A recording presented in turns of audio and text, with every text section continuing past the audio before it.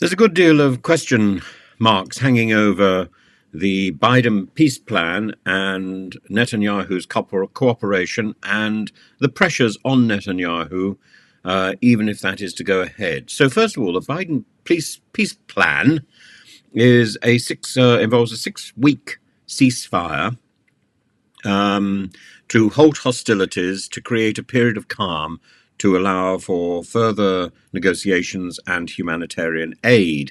Both Israel and Hamas, along with other militant groups in Gaza, would agree to the 6-week ceasefire, which would involve a complete pause, a complete stopping of rocket fire from Gaza and the military operations from Israel, the IDF, and that would also involve the second part, which is the IDF withdrawal. So following the ceasefire, the plan would be for the Israeli military forces to de-escalate and to remove themselves. They gradually pull back from the positions that they currently occupy inside Gaza, to coordinate with presumably with Hamas, to prevent a power vacuum that could lead to chaos or resurgence of violence. Or it's not quite clear who they cooperate with. Finally, there would be a release of hostages, and first there would be all the hostages, all the women and children still held, and then there would eventually be all the male hostages of military age released. And this would also involve humanitarian aid coming in, essential supplies of food, medicine, fuel to enter Gaza to support the besieged civilian population. The long-term goals are the 3-part plan.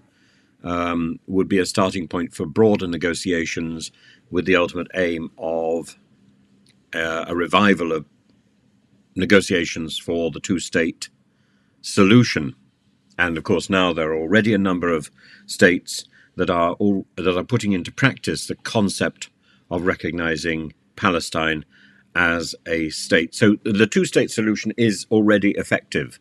It's simply a matter of Israel and Palestine and Hamas recognizing that, and Gaza and the other organizations within Gaza recognizing that. The international support that would then come into play would come particularly from the United Nations, Egypt, Qatar, and other countries that have previously acted as mediators, Turkey. Their involvement is crucial to ensure compliance from both sides and to provide guarantees that the things will go forward and that agreements will be kept. The Israeli position, however, is marked by serious internal divisions. So from right-wing and from hard-line elements. So many members, many people within Netanyahu's own party, Likud, and its allied right-wing alliance parties have expressed strong opposition to the concessions that might be part of the US brokered plan, particularly those that involve territorial compromises and the establishment of a Palestinian state. But of course, these people are living in donkey land.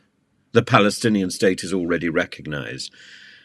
At the top of the list are two people, Bezalel Smotrich, who's part of the religious Zionist party and is known for his hardline views. He opposes any peace plan that would lead to significant Israeli concessions. From a deeply religious Orthodox point of view, the land cannot be traded. Itamar Ben-Gvir, who belongs to Otzma Yehudit, is also a strong opponent of any compromise with Palestinians. But of course, he has his own background of criminality and so on, and has also been identified as a terrorist. There are threats within the system, within the Israeli system, of resignation from particularly right-wing ministers and members of the Knesset within Netanyahu's coalition, and this would be triggered by the by capitulating to the peace plan, which is perceived by these individuals as unfavorable to Israel's security and territorial claims. However, in contrast to that, there is support for a peace plan from the centrists and from the left wing, and particularly from Yair Lapid, from Yesh Atid, who's shown support, and Benny Gantz, who's far more important, from Blue and White. He's a former IDF chief of staff, so he has significant authority. So it's about balancing the political stability that is offered in the police plan with the political stability of the current administration. And Netanyahu's government relies on a delicate balance from various right-wing and religious parties. If key members of those parties were to resign or withdraw their support, that could lead to a new government crisis, new elections, fracturing of the ultimate of the present coalition. There's also an important issue about public opinion which needs to be taken along. Some segments of Israeli society strongly support efforts towards a two-state solution, while others are vehemently opposed. And against all that, the Israeli officials need to balance the US-Israel relations, which have been severely strained by the Gazan war. So that's where we are at the moment, and things are sort of on a knife edge as far as Israeli politics are concerned. It'd be very interesting to see where this goes and how this develops. This is a turning point at which things could improve overnight, or they could get significantly worse.